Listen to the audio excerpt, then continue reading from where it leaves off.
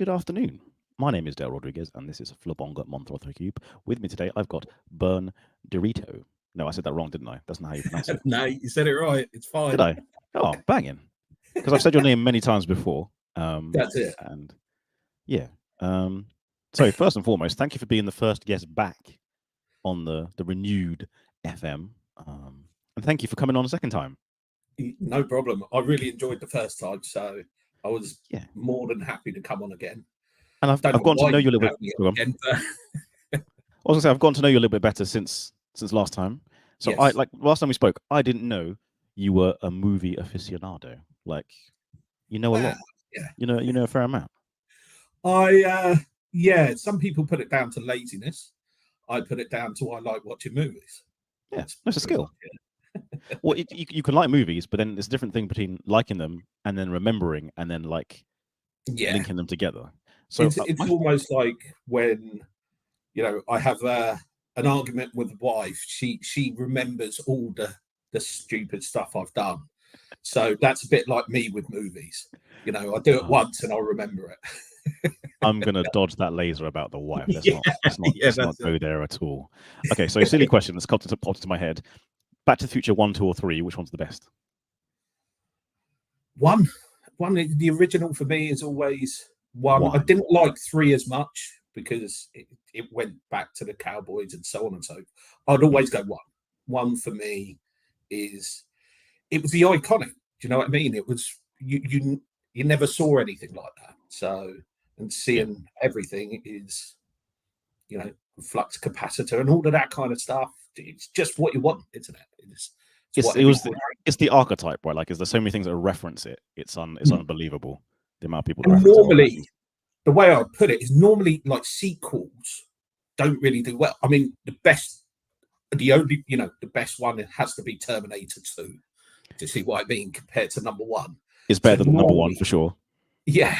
So it's very difficult to do those sequels, and then you can go silly like doing, Fast and the Furious 24, which will carry on. I've genuinely lost track. Not gonna lie, genuinely, how many Fast and Furious there are. I don't get it.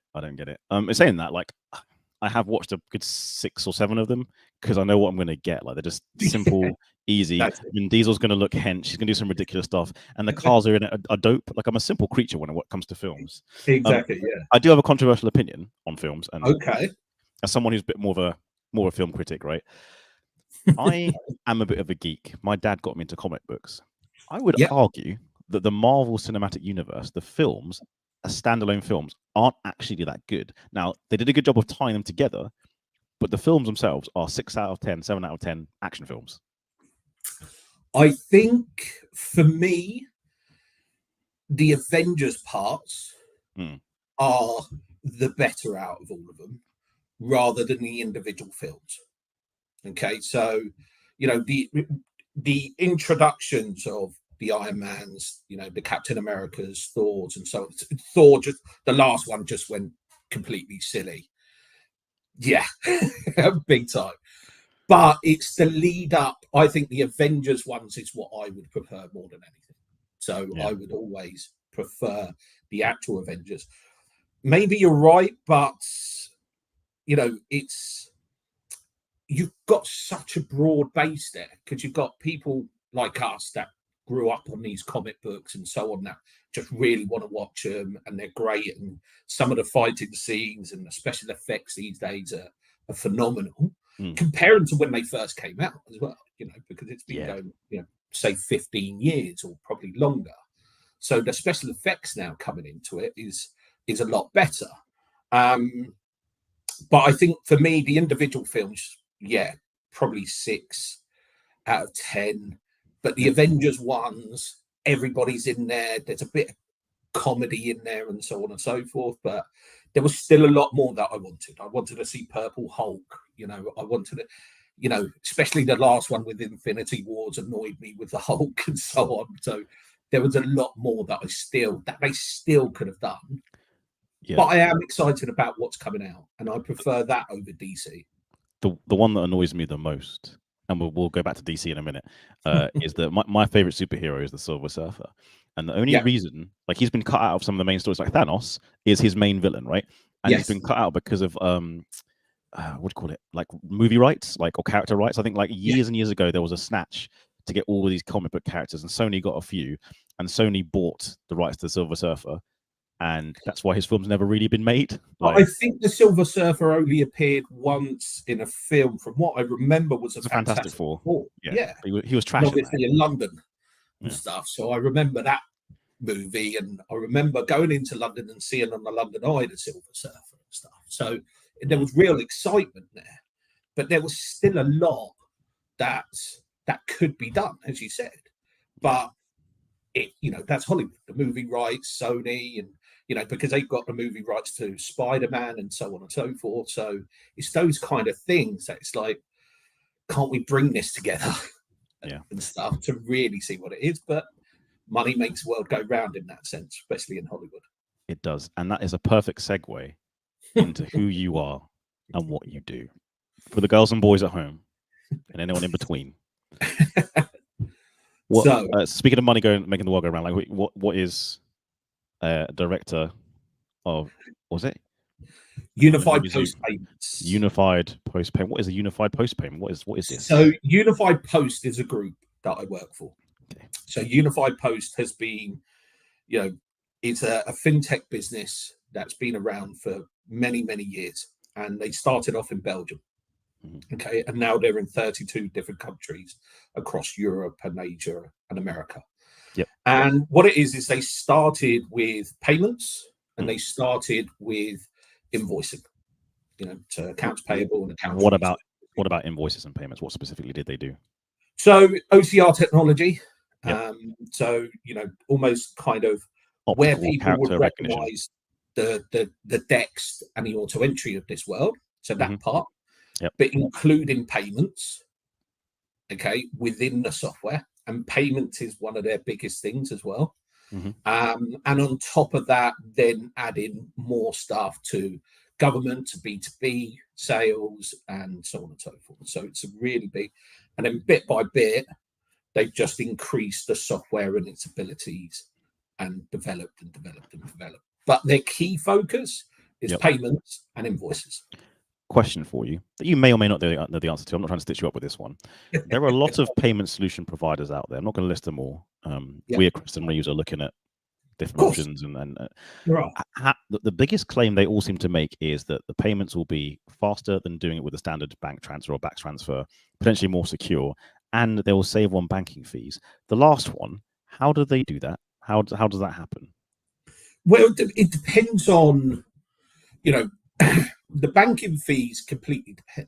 Do you know what I mean? Because it depends on the bank. It depends on who you partner with. It depends on what country you're in.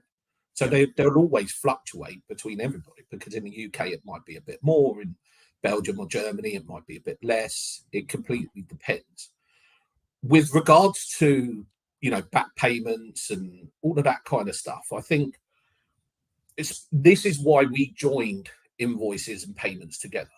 Okay, so most payment solutions, like, the likes of Stripe or anyone like that, Sum Up and those kind of, it's just purely payments. Yep. Okay. And yes, you could go into the accounting software and it will match up the invoice to that payment, but you're still creating almost like two transactions. Yeah. Okay. Yep. In what we do and what's different is we have the invoices, so you can either create the invoices or upload the invoices.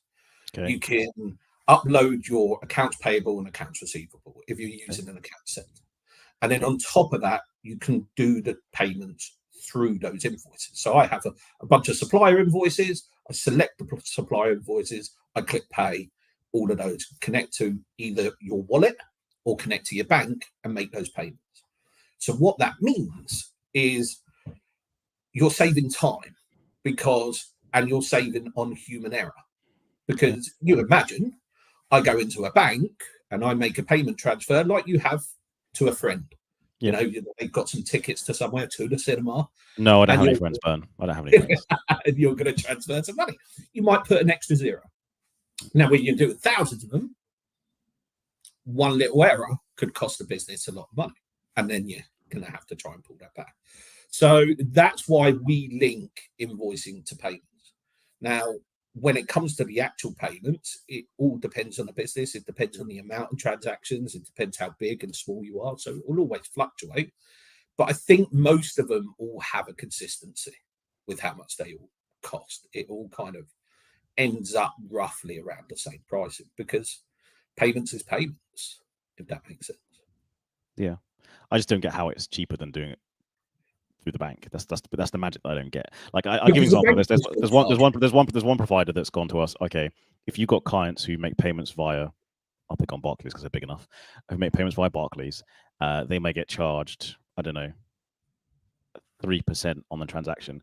And if it's a 200k intercompany transaction between, that's a lot of money. And then I've got a payment provider saying, hey man, if you use our system, it will be 0.5% or it would be maximum 20 quid. I'm like, how have they managed to make it 20 quid? How's that? Because the reason is, it's what you say is, you say, for example, it's 1.2%, yeah, as a payment through a payment supplier, yeah, yep. And it's 3% because they're trying to beat the bank, right? Right. So to do through the bank. Now, if it's Barclays to Barclays, that percentage might be a bit lower. Yep. Do you see what I mean? Because it's interconnected between each other. Right? If it's Barclays to HSBC, as an example, yes, it's at 3%. Now, the payment provider, because they've got, their margins and so on, they would say it's 1.2% up to a certain amount. We will never charge you more than X. So no matter how big the invoice is, we wouldn't charge you that 1.2%. We'll only charge you a maximum of £20. So that means because what you're then going to do is you're going to go, well, rather than doing it through Barclays, that's going to charge me 3% for this £100,000 invoice. It's only going to cost me 20 quid. Yeah. However, in the smaller transactions, it might be more cost effective to go through Barclays, or because it's Barclays, or into house, payments and so on and so forth. So what I would always suggest, a lot of companies that I talk to kind of end up still do this for these types of invoices, but use us for these types of invoices, and then it's down to the business. And then it's like, okay, let's just put it all through there because it averages itself out. Yeah, I was going to say that because, again, all people getting used to the same kind of process, because I can imagine, you're right, if it's for bigger transactions, do it through this platform, but if it's small, do it for this. That's two different processes, again, which either an individual or team's got to learn. So they might just be like, we'll just cut our losses and do it through one platform. Exactly, and that's the thing. So that's what you kind of, but that's all to do with the business inside, isn't it? And it's kind of that swivel chair kind of motion. It's like, okay, I'm doing this so that. It's change management as well, because you're bringing in a new platform. It's training that everybody needs. Someone might still go, well, this is 799,000, so that has to go through that one, as where this one's 800 to 1,000, so we have to do it. So there's always that kind of margin. So it's business processes and what's ever easiest to do those transactions. You know how I'm a nosy kind of guy, right? No. Inquisitive. That's the better way. That's one. Yeah. Which is, I'm looking behind you. First of all, I'm liking the art on the wall behind you. Is that an air conditioning unit behind you as well? It is. Yeah. So the big thing is, a couple of friends of mine started their air conditioning business. Okay. Now they say it's more cost effective than having heaters and so on, because an air conditioning helps you through the summer and helps you through the winter. Yeah. Okay. And it's just electricity at the end of the day. Okay. As we're heating, it still heats up the whole room. You can control it a lot better. Yeah. As well, when you put the central heating in, it's going to be the whole house. As well, the air conditioning just does the room that you're in. Do you see what I mean? Now, you can switch them on because they're all connected and go, I'm going to go to bed in half an hour. So switch the one in for half an hour to get the room temperature to the right. Actually, it's too hot. Well, let's just switch it off. Do you see what I mean? Or let's put it in cold. So, and then electricity kind of starting, well, both gas and electricity will always be high these days, so we can't really go there. Yeah. No, but electricity is usually cheaper than gas, for sure. Exactly. So it's a lot cheaper to warm your house up, and it's a lot better, especially during the summer. Although summers around here, don't really make it feel worth it sometimes. But you know, you're going to turn a fan on, aren't you? Yes, you're you are going to turn a fan on. You're going to buy £300-400 for a Dyson fan or something like that. Or there's many others in the world that you could use. No, man, this ain't the BBC. Endorse the brand you want to endorse, baby. It's fine. But do you see what I mean? You're going to spend that, as where an air conditioning unit will probably cost you about £2,000. You know what? That's okay. That's on par with a high-end radiator, right? Exactly. And then you've got the plumbing and everything else. And then the gas on top of that. You still have this, but it's more cost effective. All right. How much is your commission? How many of these units have you sold? None. They're just mates. All right.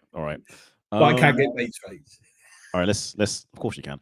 Let's bring it back to business. Is it P-E-P-P-L-E? I can't remember how you spell it. Pepper or is an O in there? Peppol. Yeah, P-E-P-P-O-L. That's it. Oh well. What's Peppol for all the people that don't know? And also, could you explain it? Not for the accountants and bookkeepers that might be watching. Can you explain it for the non-accountants and bookkeepers, please? Okay. So Peppol is an international, best way to explain it, is an international networking of sending e-invoices. Okay. Yeah. Now, to really understand it, the first you have to do is talk about what is an e-invoice. Well, I was going to say, Bern, I do all my invoices in Microsoft Word. So that must be an e-invoice, right? It's electronic. And this is what, this is the common, nice segue there, but this is a common misconception with what an e-invoice is. Okay.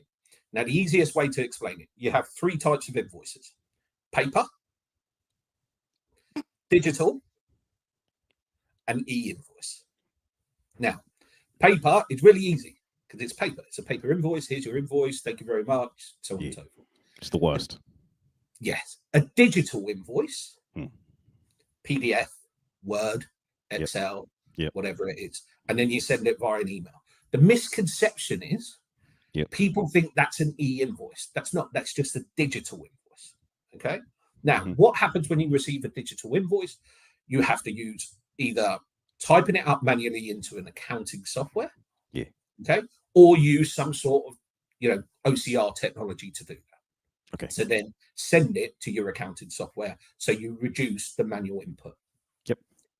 An e-invoice is code. Okay. Okay. That's what an e-invoice is. And what it is just the key details of an invoice.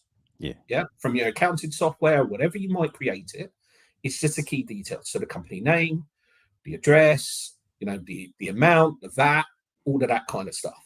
Okay. And it's just, and it looks like, you're in IT, you've seen a programming code. It looks like that. That's all it is. Right. Yep. So that e-invoice, okay. And now there's something in the EU called the EU e-invoicing regulation. Right. Yep. And the first country to start it is Germany on the 1st of January. Okay? It does sound like a German thing to do. Props to you, Germany. Yes, that's it. It makes sense. So by 2026 and 2028, all EU member states have to be able to can only send and receive e-invoices. Every business? Every business. So in Germany, every business from the 1st of January has to only send and receive e-invoices. Ooh, okay. Got so many questions, Bern. So many questions. Now, first of all, does anyone ever call you Bernie or Bernard? Bird mainly. Bernie sometimes. B-Dog? Other names most of the time. B-Baby? Mr. D? No, we're not going that one. BD! No? Sorry. I went on a tangent that is not helpful to you or your process or train of thought. My question was going to be, and I interrupted you, if e-invoicing becomes a thing in Europe, does that mean OCR, optical character recognition, becomes obsolete? Because if no one's allowed to send PDF or digital invoices or paper invoices, then the fudge do I need OCR for? No, it's not quite that way. Do you like how I asked that loaded question though, right? Like, that's what I should say. Yes. However, because it's an EU regulation, the other thing is UK businesses don't really understand the impact it's going to have on them. It's going to make it harder for them to work with European businesses, obviously. So imagine Germany, obviously massive car manufacturing and so on and so forth. They do make some good automobiles. They do. Now, you just imagine you're a supplier to a German car manufacturing company, and they're only accepting e-invoices, as an example. Okay, they might say, we're only going to accept an e-invoice. Now, they may not. They might say, give us a digital invoice. We'll load it into a product like banqup that Unified Pros provide. I like we did there as well. Yeah, we'll convert it into an e-invoice and send it straight to your ERP software or accounting software. Right. Okay. Yeah. But you have to use a third party to do that. Right. Now, when we're sending that, we would use if they're sending an e-invoice to an e-invoice, you would use the PEPAL network to send it. Now, in the UK, to send an invoice to the NHS, you can only do that through the PEPAL network. Oh, that's standardized. Okay. So you need a platform to be able to send it through the PEPAL network. Now, what the NHS are doing is they're still accepting digital invoices, loading it into a third party to create the e-invoice, and then sending it through the PEPAL network. This is what I mean. Yeah. So OCR, back to your original question, will still be being used unless the UK government bring in the same regulation. Okay. Now, the problem that you have, the good thing about it is recently Rachel Reeves has announced that the UK government are going to look into e-invoicing. Right. It's good for you. It's good for all of us, right? It's good for all of us. Yeah. Because the thing is e-invoicing, what it's going to do, it makes it all quicker because you don't need to then use OCR technology. And OCR technology hasn't changed in 20 years. It's still the same. They haven't developed it anymore. And you still have the issue with some OCR technology, you still have the actual character recognition. And what if it doesn't recognize it? You still have to have some sort of manual intervention. Okay. So OCR will always be there, I think. It will be less used once e-invoicing comes in. Now, the other thing is a lot of accounting software out there cannot deal with the invoices. Okay, they could deal with OCR technology. They connect to the auto entries and the decks and the hub docs and everything else that's out there. Yep. But a lot of accounting software cannot accept an e-invoice, and they cannot create an e-invoice because what are they used to? Creating a PDF, because PDF is king in the UK. Okay, and the same in Germany and so on and so forth. Right. So what they're going to start using is third parties to be able to go, we're going to get this digital invoice, load it into there, send it through the network to you straight to your ERP. So it takes out the need because no OCR technology is needed because it's just grabbing the initial data. And that's all you need. Thank you for taking the time to explain that. I asked some very dumb and deliberately loaded questions just so you could explain it and laymanize it, because you do it better than I do. I'm not going to lie. Yeah. I now have to do some pattern interruption and ask you a silly question. If there's one character from a film that you could punch in the face and get away with it, who would it be? Or TV show, like you've watched a TV show or a film, you've been like, that character, I hate that dude. I want to just and please make it a controversial one if you feel like it. Jerry from Tom and Jerry. You want to punch Jerry from Tom and Jerry? Always wound me up. I loved Tom and Jerry as a kid. Watched it in reels and everything like that against the wall, but always annoyed me. What was it about Jerry that annoyed you? Look, the cat's there, the cat's doing his job, the cat's trying to relax, and he's always getting him into trouble. Constantly. Now the cat brings it on himself in a few episodes. Most of the time, it's Jerry winding him up because he's trying to. So I'll go with Jerry. There's a controversial. That's a controversial. That was way out there, wasn't it? Yeah, I wasn't expecting a cartoon character. I was expecting like a human acted character. That's it. Man, that's dope.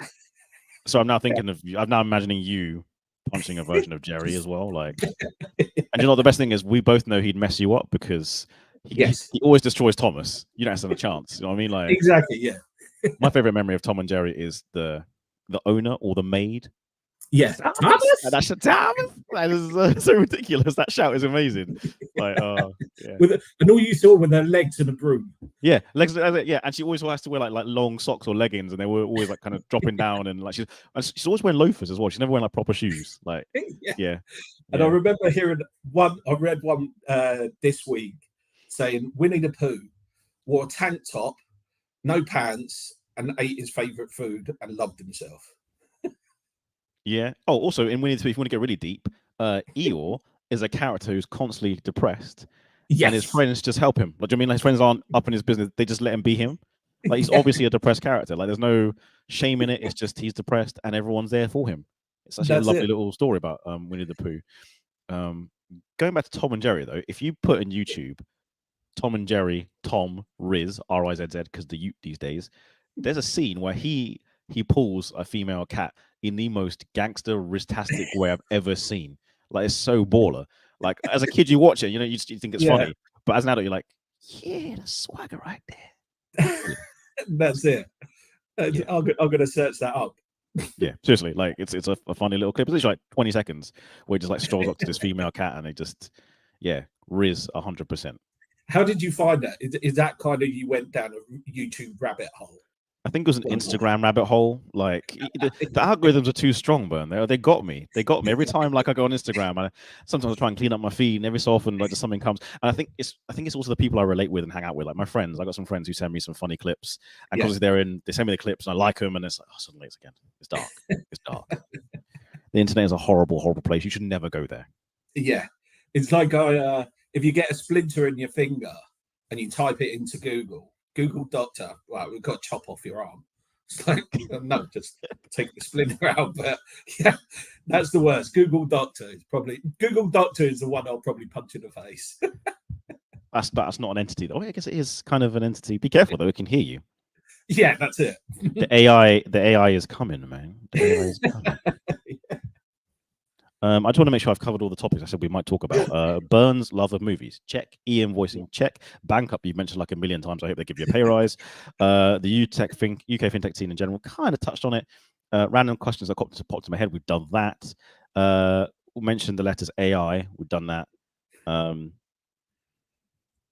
said possibly some beatboxing, but I don't feel like doing it. So unless you feel like dropping a beat. Again, you know, because I was thinking about a lot of people are worried about AI, and I'm like, it's you know, when people say if it can't be controlled and all of this, the robots are going to take over eventually. I mean, we've both seen Terminator 2, so yeah. iRobot. So I'm just wondering, what's your views on AI? Do you want my serious view? Do you want my serious view or my jokey view? Both.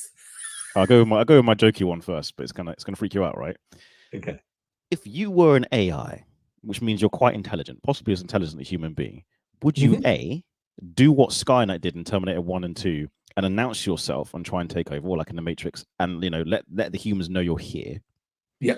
Or would you B, take your time, lay in the cut, let no one know you're there, start building knowledge, start building ways to interact with the world and potentially control the world? I don't know, e-invoicing, for example, and electronic currency, and then, you know, all predator drones, and then, you know, do what you need to do. So in my jokey theory, AI is already here, and if it was smart, it wouldn't announce itself. It would start manipulating things in the background, and we wouldn't know it. But is it AI announcing itself, or is it people announcing it? So AI is manipulating those people in order to announce it, or is it people announcing it? People announcing it. So like, if AI were real and it was as smart as people think it were, like a general AI, it wouldn't just start blowing stuff up or sending nuclear missiles. It would do the things I've suggested, like controlling food supplies. But people are mad enough to do that anyway. So yeah, people are stupid enough to do that anyway. They'll blame it on AI. So what are my genuine thoughts on AI? So my two biggest takeaways of all the seminars and conferences I've been to is you've got two main types. You've got narrow AI and general AI. Narrow AI, fantastic. Everyone loves it. It's controlled. It does what it's supposed to do, and it makes certain tasks much quicker. In fact, I asked Copilot the other day a tax query, and it was correct. about my personal tax, my pension, how much I should be putting in, and it was right. It gave me the calculations. It was done right within 10 seconds. Like, fantastic. So that's very simple, very narrow. Generally, like AI is the one that does scare people because that's the one that could, in theory, mimic human beings. But we're nowhere near it yet. Like we can barely get computers to stay cool enough to run video games, let alone run a comparison of a human brain. Do you know what I mean? Like it's the amount of power it takes to make a computer do that kind of stuff is not here yet. So I'm not too fussed about it. And cliche thing with every innovation in any industry, people do lose jobs, but it tends to create 10 more different types of job. Like I don't know, in my lifetime, I've gone from cassette to mini disc to CD to MP3 CD to MP3 players, and the music industry is still going fine. You know what I mean? Like no one's pressing CDs or vinyl anymore. Exactly. Yeah. There's now like a million other jobs for digital workstations because it's now digital. So that's the way I see AI going. Is it going to suck for some people in terms of how they used to work? 100% in many industries. Cool. Yeah. But it's going to create people who need to maintain the AI, reprogram it, and other jobs that couldn't be done before without the AI. So that's how I feel about it. There's still lots of jobs that can't be done through just AI. So there will always be those types of jobs. And I think you're right. Jobs will just change rather than people will be replaced. I think people would have to change. And that's the biggest thing. Change management aspect is going to be the biggest thing, whether it's personnel or whether it's in-house or whatever it might be. That's always the key problem with any kind of new technology. And as you said, money makes the world go round. And with money, there comes responsibility and liability. And the two things that are going to hold AI back, so to speak, is responsibility and liability. And I'll give an example, right? I've seen AI do or answer more complicated tax queries, right? Now, who has to sense check that the AI is correct? Someone who is qualified. I'm talking about accountancy stuff, right? It's going to be an accountant, right? Because someone has to give that advice to the client, and someone has to go, I've given this advice. It's under my name or my practice or my code or whatever. Yeah, of course. And I've done it, and that's the liability. Now, if the information is incorrect and it's straight from an AI, who gets the blame? Is it the person that put the query in? Is it the person that coded the AI? Or is it the source data for the AI? There's no liability there. They're always, from my understanding, for complex things, I'm talking about accountancy because obviously that's what I'm in. Like, there's always going to be someone who's going to have to say, yeah, I have checked this and I am responsible for it being right or wrong. And I think that's the thing people are forgetting. So the AI might be able to do it really quick, but someone's going to want someone else to say, yeah, this is right, this is wrong. Exactly. But at the end of the day, if you're using, before AI, you would have to go on Google and search for it or ask a more senior person or more, or go onto a forum or do research for them. I think getting the information is a lot quicker because of AI. Yeah. But I think it's down to the person. It's still down to that human interaction of me saying, I've got this answer. Do I really trust that it's right? Do I just trust it that it's right and go straight to the client and go, here you go? You were talking about what you put in and that narrow AI, you still probably sense checked it. You didn't just go in there and go, here you go, this is what, I should be putting in. Maybe you did. But then if it's wrong, it's not AI's fault. AI came up with the calculation. It's still the human interaction of having to sense check it. Do you think AI will have a lesser impact on more human-focused roles? For example, like yourself, sales, right? So people will say people buy people, but I've heard other salespeople think that AI is actually going to replace them. Do you think AI could replace salespeople? AI, I think, generates more opportunity for marketing and people like that. Okay, AI helps them with, and you can really tell now. I can tell on LinkedIn a lot of the times when people have used AIs to write something, a post, whereas before they didn't, and you can kind of see that change. Now, it will help salespeople because, maybe you want to create an email to a really big client or to a potential client, and, your grammar's not the best, or you're using other solutions in order to do that. You getting colleagues to sense check it or whatever it is. AI might help with that because, look, write an email to this client about my product to do this. Well, there's the email. Copy and paste, put there at the top and put their name and thank you very much, and then blast that out. You're right, people buy from people, but it's, you still got telephone. AI can't do telephone unless you're going to It can. It can, yeah, unless you're going to use an AI voice. But then you'll probably go, well, I can still sense this is a computer. Just this is still a robot doing it. You joke. So my boss showed me a video because he tested it, right? And I kid you not, it fooled me. He took a picture of himself, did a quick video, and this AI, I can't remember what platform is it. It took it, and everything he said in this 10-second video, maybe 15-second video, he'd never said before. The only giveaway is at the end. He said something like that wasn't quite him. I was like, maybe that's him just trying a new catchphrase. But honestly, it was so convincing. I didn't realize it wasn't him in the video. It wasn't his voice. It was his voice calling to my ears. So exactly. It's getting very deceptive. It's getting very deceptive. However, the human mind might come out with a question that the AI possibly doesn't know how to handle. Do you see what I mean? Yeah. For now. So, especially over the phone. Now, I've been in field sales a lot of the time for a majority of my career.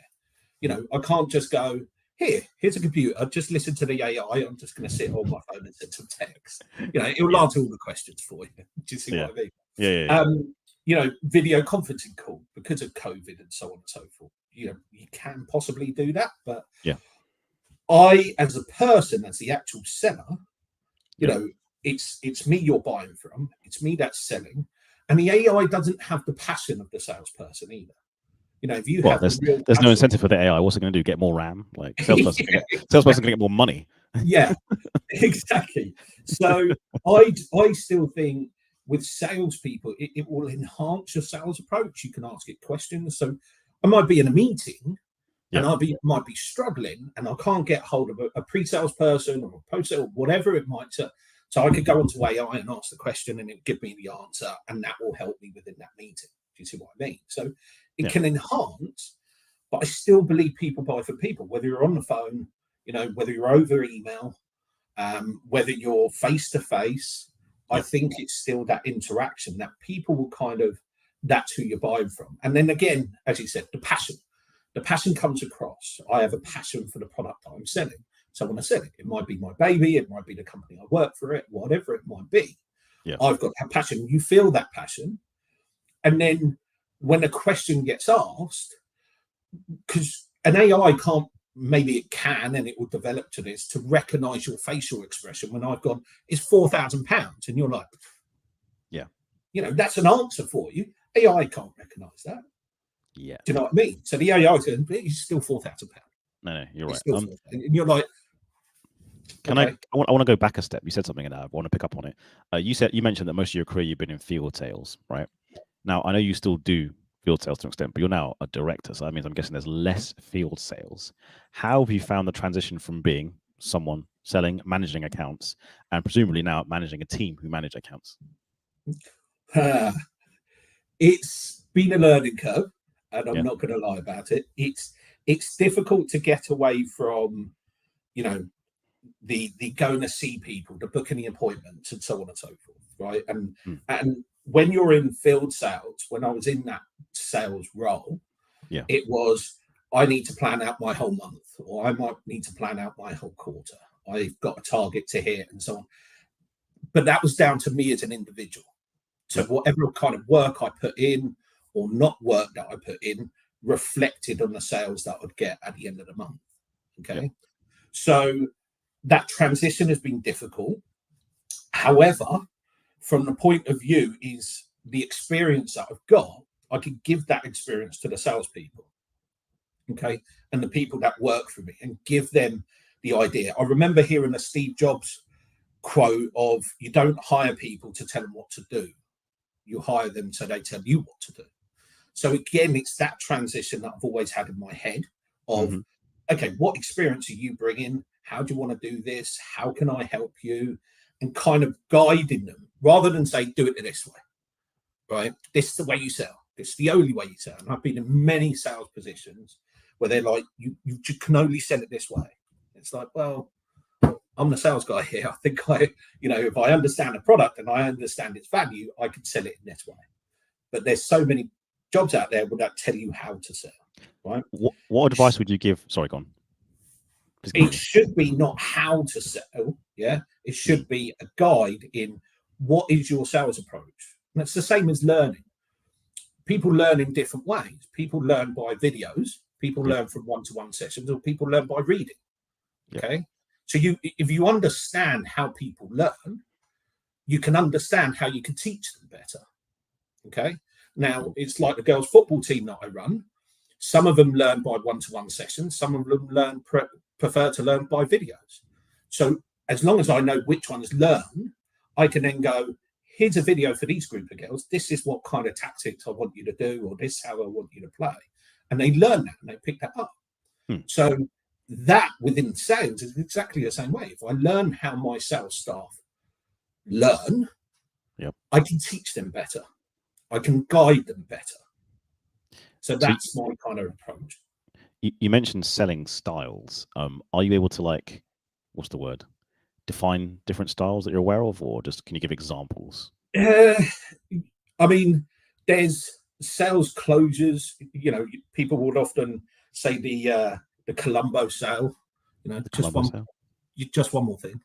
You know, before he walks out, you know, their guards down. You've had the meeting, you've had this, and you know, you're like, yeah, I'm now relaxed. He's gone. It's gonna, you know, there's no more questions. I don't have to be uptight about it. Suddenly, Columbo turns around. Just one more thing, right? Okay. And your guard's all down.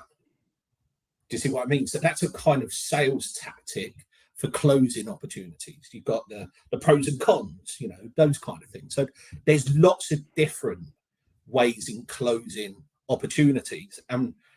But, you know, there's lots of different ways in which you can learn. The key thing for me is the discovery. That's always the biggest thing. That first meeting, that first impression, the discovery out of it is the key part to it, because you've got to build a relationship, you've got to get some points across, you know, and you've got to make sure that you're discovering, because we might be talking now about e-invoicing, but in the discovery, I'm talking about e-invoicing, but there might be other fires that you're trying to put out in the background that you may not realize that they are fires at the moment, or you may, so your eye is on this prize. And if I'm just going to concentrate on this, but if I can help you put out other little fires, whether it's part of my business or not, whether it's going to actually bring me business or not, if I can help you put out those fires, you're going to then go, well, Bern's actually here to guide me. He's actually, you know, a trusted advisor in that way. Do you see what I mean? And building up that trust is key. Building up that relationship is key. So I remember seeing a client once where they wanted to talk about the accounting software and so on, Sage, where I worked. And they sat there and they were talking about retaining staff as their biggest thing. So out of nowhere, I was just like, okay, well, what company, if I came to work for you, what company benefits would you offer?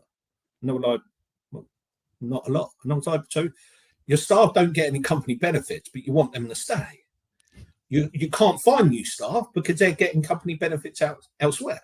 And they're like, well, yeah, okay, well, how about you look at a company benefit program? Like, you know, you can pick one up from Sage called Employees Benefits. You can pick loads of them up and it will cost you X amount, maybe £4 or £5 per staff.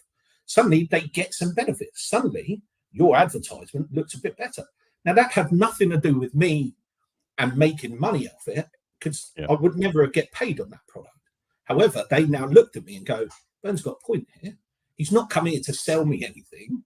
He's come here and guided me in another way that helps me put out a fire that's got nothing to do with this product or this solution or this meeting that we're having.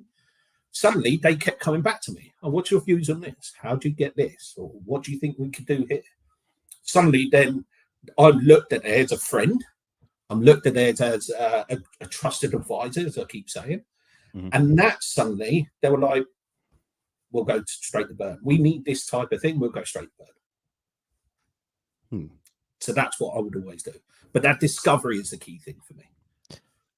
The reason why I'm being quiet is I'm deciding whether I should ask you a follow-up question based on what you said and keep the conversation flowing, or ask you a disruptive question that's completely left field. Which would you prefer? I don't mind. Go left field if you want. Left field. What's your favorite fast food and why? Well, for the last month, I've been on a real health kick, so I kind of kicked fast food out. It shows, by the way, looking very well. I'm good. Thank you. So I kicked, fast food out. It depends. For me, I'd probably always go Mackey's because of the variety that you get from there. You know, for me, Burger King was too expensive, even though they'll say it's better patties and so on, and it probably is. But for me, it was too.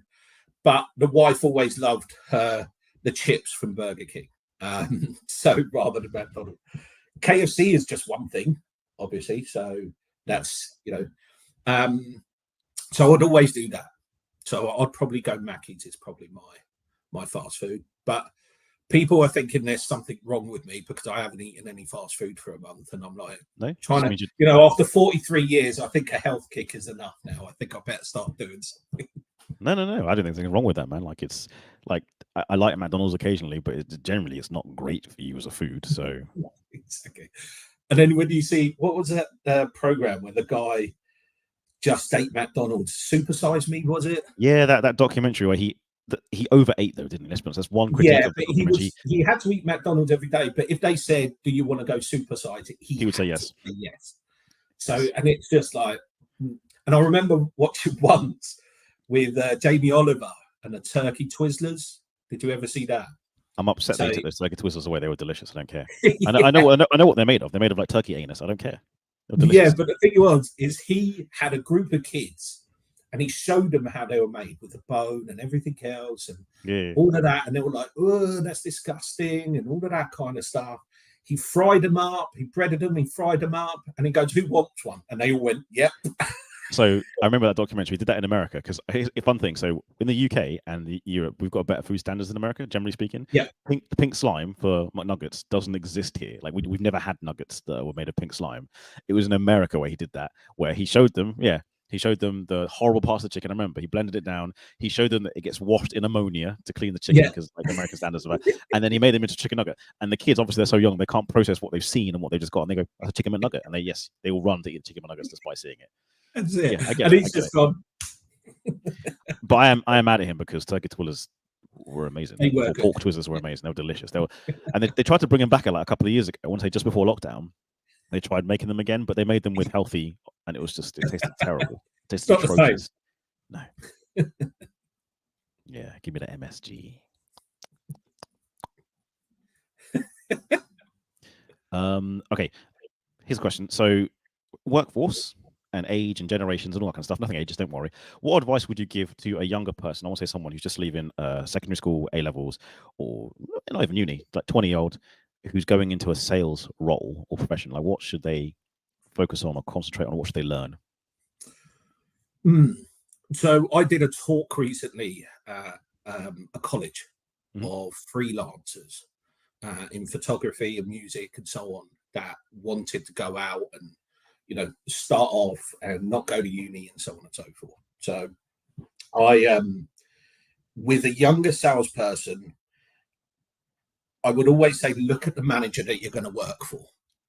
Okay. With what the sales world is and the sales job that you're going to do, the manager is probably key.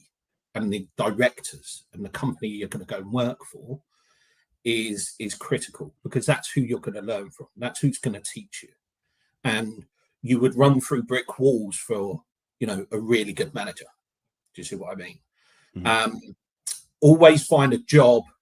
And this is one of the things that I've kind of taken on here at Unified Post is whoever I would hire, you know, that kind of Sunday night gut feeling going into work on a Monday, and it's either I've got work tomorrow, or really that kind of thing. I never want my staff to experience that. Do you see what I mean? Yep. So I would say look at the manager. Secondly, you know, the type of role it's going to be, the passion behind it. Whatever sales, there's so many sales jobs out there, but if you can really have the passion for what you're selling and build that passion, that comes across, and that will help you sell a lot more. So build that passion within the product, whatever you're going to go into, whether it's IT, whether it's telecoms, whether it's, you know, selling, you know, sheds, whatever it might be. Have the passion, build the passion up, because there's someone that created this company, and they created it because they had a passion for it. So try and grab that passion. So go to the directors, go to the higher level people, and ask them about, you know, the product. I get their passion from them. So then when you are selling, that comes across to each and every buyer. That's really good advice. Thank you. I am well aware that I've asked you a ton of questions, and you being the guru that you are, you've handled them like a pro. Do you have any questions for me? So, favorite sci-fi movie? Favorite sci-fi movie? Because there's lots of different genres. I can't say, you know, what's your favorite movie. You might have one, but I would always break it down into genres. So I don't know if you know this about me, but I'm a bit of a geek, and I do love sci-fi films. There's so many, and as you can have a top 3 if you want. Top 3. Okay, so Serenity is there because that was like what Firefly should have been if they hadn't cancelled it. It wasn't the best movie, but like you can tell they basically put the episodes into a movie, and that was cool because I wanted the closure because Firefly should never been cancelled.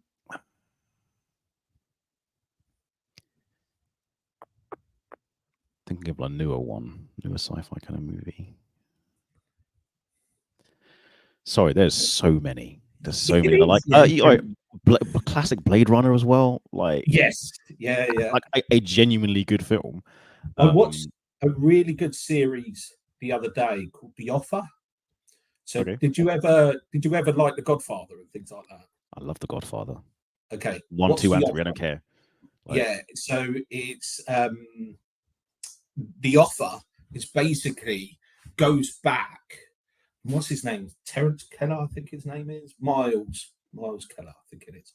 The guy that's in Maverick and so on. Goose's son. He does a series called The Offer, and it's basically about 10 episodes long, really, really good, of how The Godfather was being made and all the things with the directors and all of that kind of stuff. It's not a documentary, but it kind of feels like it, and it's a behind the scenes of how they made it and all of those kind of things.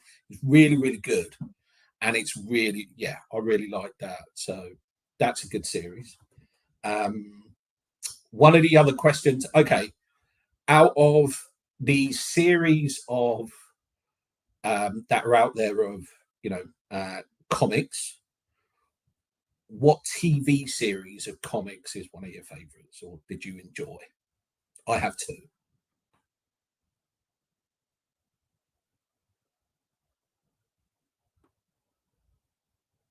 There you go. Frozen, or you have.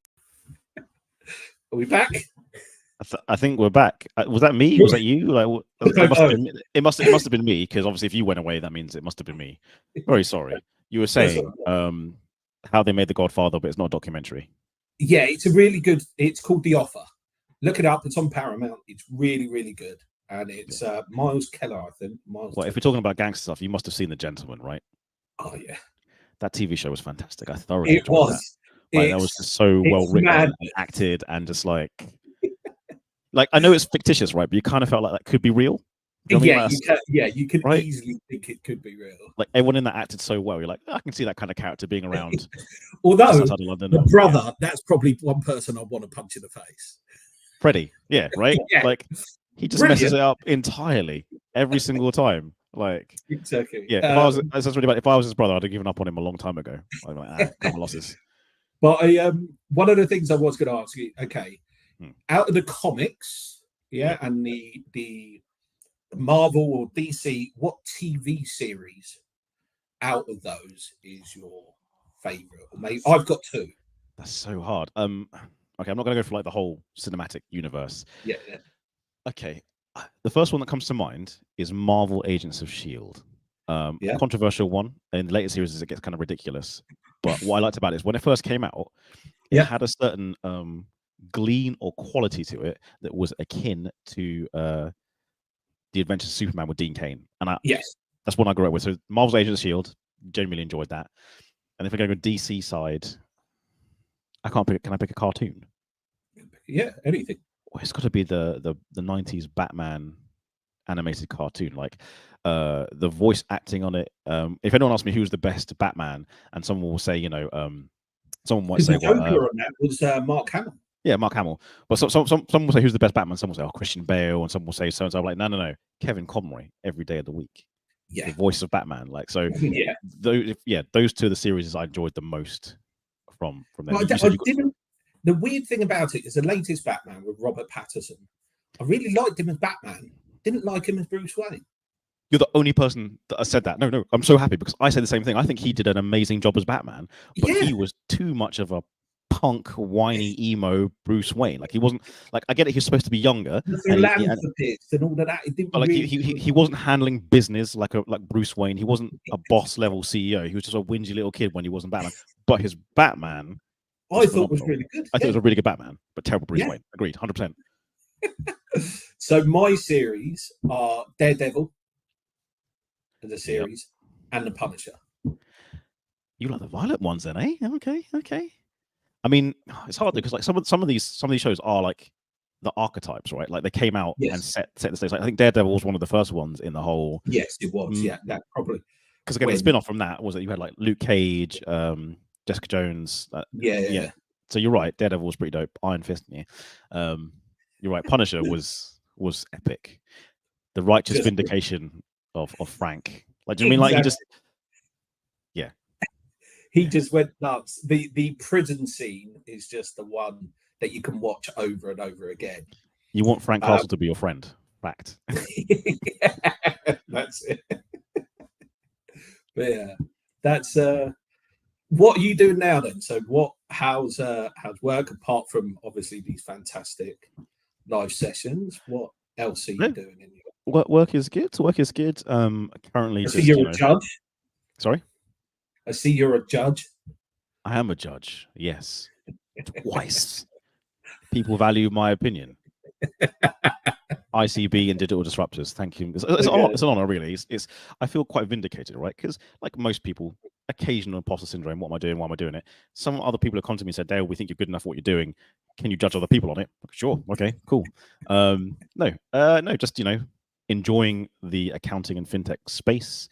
Love working with critic. Got some great clients, great team members, and just trying to push the whole digitization forward for everybody. And also one of my favorite things is calling out the bullshit. I'm not gonna lie.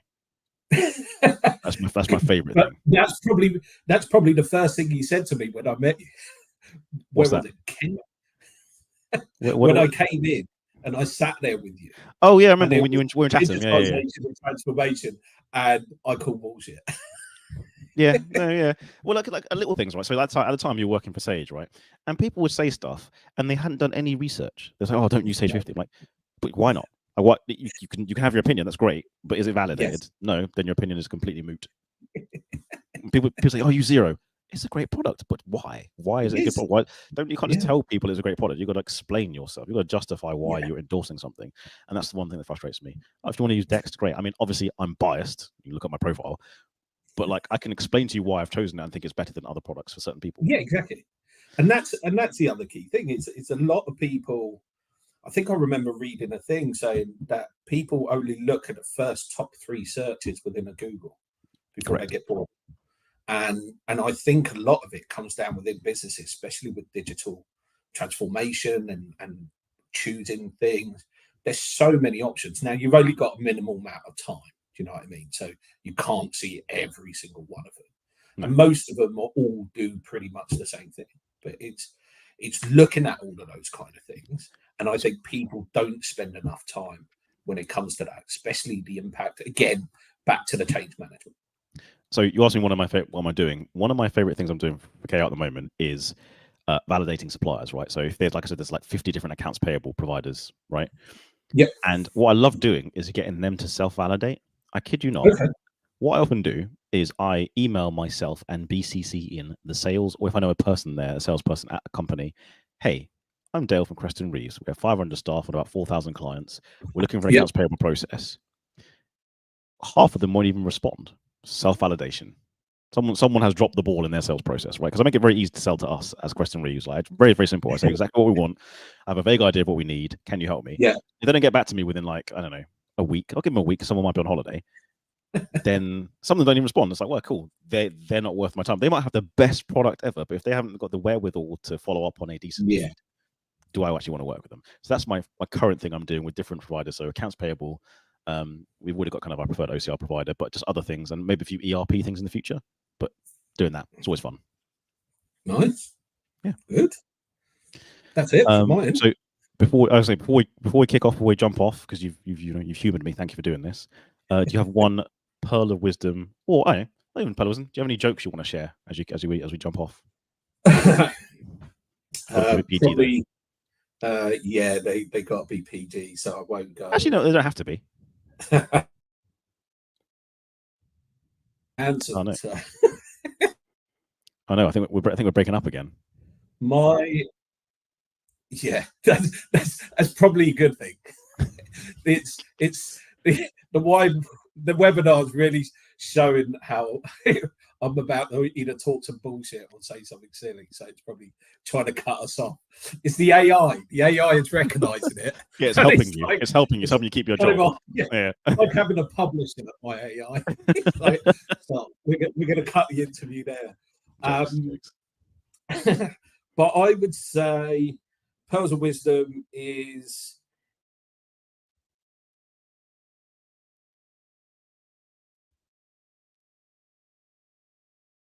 two. Still there? And they aren't really big enough dreams. Yep. Back. Yes. All I heard was aren't big enough dreams. Pearls of wisdom. Yep. Okay. If your dreams are too easy to reach, they aren't big enough dreams.